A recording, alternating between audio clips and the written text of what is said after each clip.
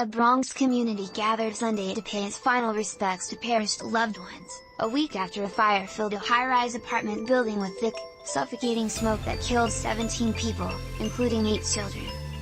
The mass funeral capped a week of prayers and mourning within a close-knit community hailing from West Africa, most with connections to the tiny country of Gambia. Amid the mourning, there was also frustration and anger as family, friends and neighbors of the dead tried to make sense of the tragedy. This is a sad situation. But everything comes from God.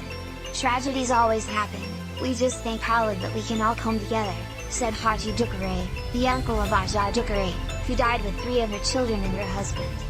The dead ranged in age from 2 to 50. Entire families were killed, including a family of 5. Others would leave behind dwarfs and children. There were 15 caskets in all that line the front of the prayer hall. They range in size, some no bigger than small coffee tables, containing the bodies of the youngest souls who died. 1 week they were with us.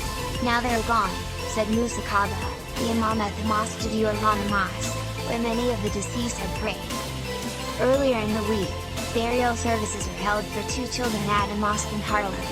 After Sunday services in New York City, 11 caskets were to be transported to a cemetery in New Jersey for burial. 4 of the victims were expected to be repatriated to Gambia, as requested by their families, a Gambian government official attending the service said.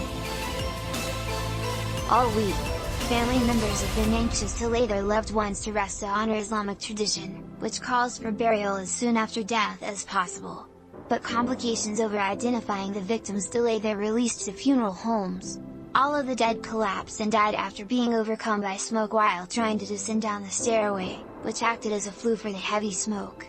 The funeral was held at the Islamic Cultural Center, 2 miles from the 19-story apartment building where New York City's deadliest fire in 3 decades unfolded. Parts of the service were delivered in Soninke, a language spoken in Gambia and other parts of West Africa.